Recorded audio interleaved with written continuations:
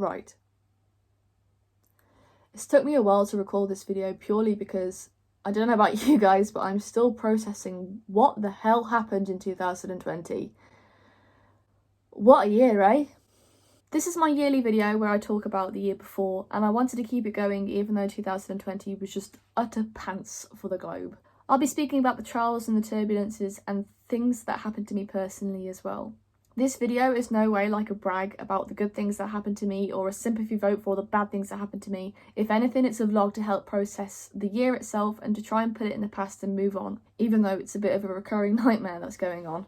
There was no way for the world to have been prepared for what we've been through the past year, and my heart goes out to everyone and to all the lives that we've lost. Going through something like the pandemic has made me feel so lucky to be here and so lucky to be alive and healthy, and this video is just a summary of the year, of course, but a reminder that there's always, even though it's very small, well, it seems very small at the moment, there's always the light at the end of the tunnel, and we're getting closer each day. If you watched my video from last year, you might notice a bit of a difference in this video, mainly because my mental health is a lot better now and I'm living for the moment more and staying present. But anyway, let's talk about the video.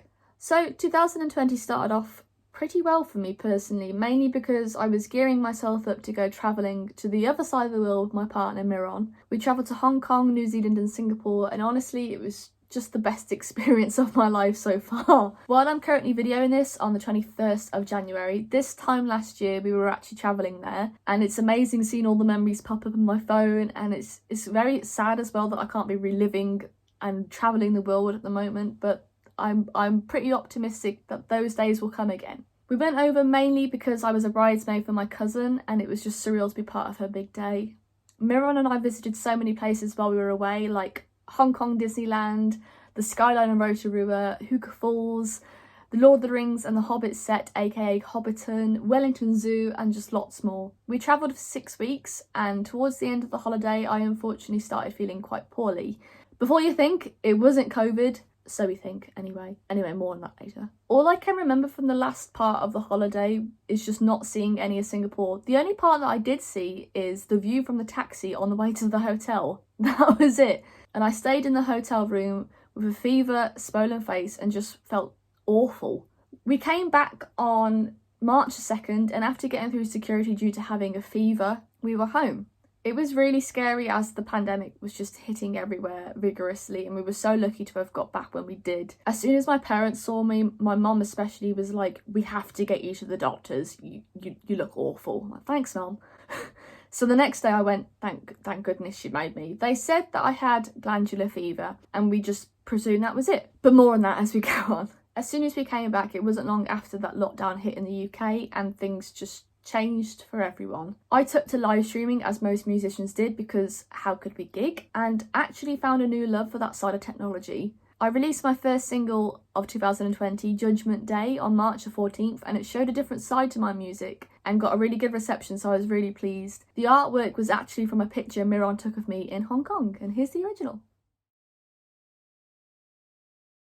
I still felt really strange as the months passed, but I tried to keep my spirits high during the very weird time for the world, trying to stay hopeful and just keeping in touch with family and friends over the phone. Everyone I spoke to just seemed so petrified and hopeless. It was absolutely heartbreaking. Amy Crouch, my best friend, and I noticed that musicians were live streaming a lot, like I mentioned, but there wasn't anywhere that we could see artists, painters, and any kind of creative. And that was when the 7 Arts Still Exist was born. It started as a Facebook group and now has grown to a Facebook page, a Twitter account, an Instagram account, its own website, and we're currently planning our 7th event. But we'll get to that as the video moves on. So we created our first online music and arts festival on the 18th and the 19th of April and it was a huge success. We honestly could not believe the reception and still to this day, we're so shocked and grateful for your support, so thank you so much. It wasn't long after that we decided to create our second festival, which was our biggest event to date, but more on that later.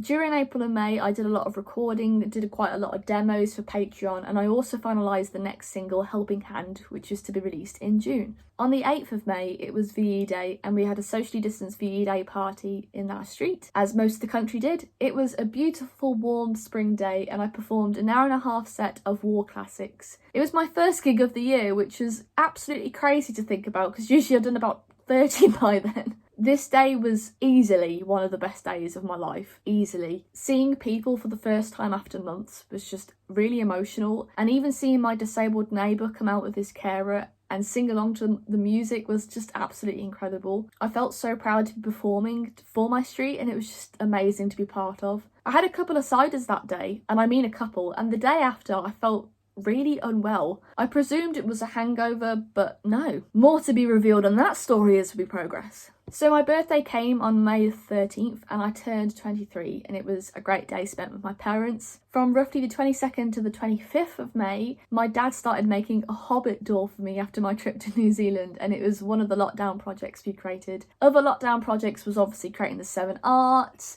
doing arts and crafts in my office, and just creating music in general. So here's a picture of the Hobbit door. The weekend of the 29th of May was upon us, and that was our second festival. So we were allowed a group of 6 people in the garden, so Amy came round and we set up a TV in the garden to watch all of the acts and have a drink, socially distanced of course. It was an incredible weekend, filled with laughter and music, something that the world definitely needed and still needs more of. Not long after the festival, I contacted the doctor saying I think I need another blood test because I kept having to have regular blood tests because I just didn't feel right. And they replied saying, well, of course you won't feel right, you have hepatitis. And I'm like, what? You didn't tell me that. So yeah, my final diagnosis was that I had hepatitis, which meant strictly no drinking and plenty of rest. So the drinking that I did on holiday, on VE Day, which was only a couple, and both festivals did not do me any good. But what can you do? I just rested and there wasn't anything else to do really because of the pandemic, so it gave me time to just chill out, read a book in the garden and to just, you know, rest, which is very impossible for me sometimes.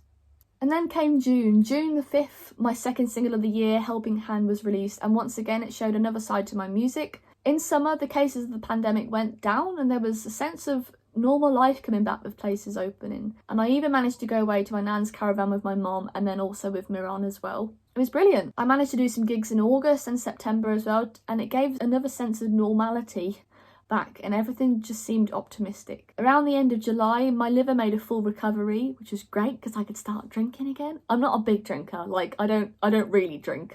Makes me sound like I'm an alcoholic. And I was back to my normal self, thank goodness. We did more 7 arts events and everything seemed like it was getting better. I got a new job working for Quite Great PR in September and have been loving it ever since. October was fairly quiet for me as I started my new job and was learning to balance my life, my health and just to pace myself. I spent this month working and planning the release for my third and final single of the year, which was called Attack. November came and it's felt like I've been living the same day ever since. There were some amazing moments like being featured on BBC Radio 1 talking about the 7 arts, like what? How did that happen? It's still a very much a pinch me moment. I can't function. Whenever someone mentions BBC Radio 1, I'm like, I just can't believe it still. With work, releasing my new single Attack on November 27th, live streaming, starting a new segment for work's YouTube channel called Just Checking In, raising awareness for mental health and wellness during obviously this tough time. Everything went really fast all of a sudden, and then it was Christmas. Like the end of the year just flew by. Christmas came and we can't lie, it was very different this year, wasn't it? With the announcement that the UK was going back into lockdown 3, everything changed again. The one thing that this year has taught me is to just live for each moment, and if you love someone, tell them you love them because life is so short. I've got friends that are in hospital currently fighting for their lives from coronavirus, and I feel that people still aren't taking this pandemic seriously, especially right now with cases going through the roof. It's at the highest it's ever been. We should be doing everything in our power to just help each other and to get them cases to come down. When New Year's Eve hit, I felt just very conflicted, if I'm honest. Very emotional that the year's over, but just mainly conflicted. Mainly because 2020 had some great moments, but a lot of awful moments. I felt so guilty that I had quite a lot of good moments that year when the world was just hurting so much. It felt so bittersweet. Like I mentioned before, this video is no way of a brag about my triumphs this year and sympathy for my health problems and nothing like that. This video is just me being honest and saying my thoughts on just 2020. I believe there's always hope and that we will get through this. With the vaccines happening now and we're getting more information about coronavirus each day, I believe we will get through this. We're getting closer each day. It's going to take time, and I don't want to say this is the new normal because what even is that anymore? But we have to adapt to each moment and just stay in this present moment. Please take care of yourself out there, and if anyone ever needs to talk, I'm just always a message away. This year, 2021, I'm going to start live streaming on Twitch and doing more regular live streamings on social media. I have a new webcam now, which is really cool, and I'm just trying to stay optimistic for the world and just keeping my spirits high, because that's all that we can do. Oh, and also, get this bloody album out. It's took me how many years now? 4? It's coming, I promise. It's almost halfway now. That's all the information that you're getting though. Cool. Stay hopeful, stay safe, and until we meet again.